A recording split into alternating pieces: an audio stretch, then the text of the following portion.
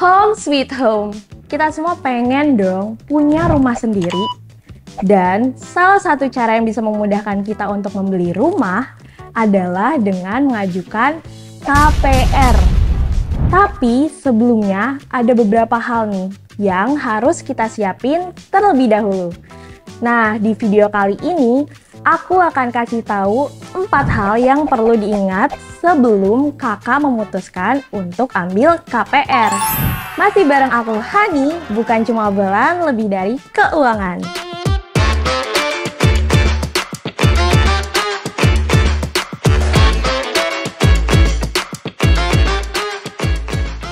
Yang pertama, kalau kakak punya cicilan lainnya, sebaiknya lunasi dulu sebelum mengajukan KPR.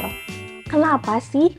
Nah, KPR itu akan jadi komitmen kakak dalam jangka panjang dan idealnya dana untuk KPR ini diambil dari penghasilan bersih kakak atau maksimal 30% aja dari penghasilan bulanan kakak. Misal, kakak masih ada cicilan kendaraan atau pinjaman lainnya yang jumlahnya sama-sama cukup besar.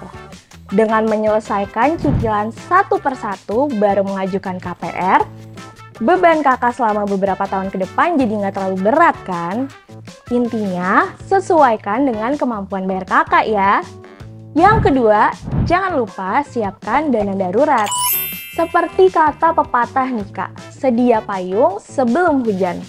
Seandainya amit-amit terjadi hal-hal yang nggak diinginkan, kakak masih bisa melaksanakan kewajiban pembayaran KPR. Meski terdengar nggak begitu urgent, manfaatnya bisa lebih dari itu loh kak. Dengan menyiapkan dana darurat, kakak bisa terhindar dari resiko yang lebih buruk seperti kredit macet, atau bahkan rumah disita oleh bank. Ya ampun, gak mau banget kan pasti. Yang ketiga, ketika kita pilih-pilih rumah, pastikan developer atau pengembangnya bekerja sama dengan banyak bank. Kenapa sih ini penting? Karena ini bisa memberi kakak pilihan yang lebih fleksibel dalam menentukan bank mana nih yang lebih pas buat kakak dalam mengajukan KPR. Kakak bisa banding-bandingin dulu skema dan benefitnya sebelum akhirnya mengajukan di bank terkait.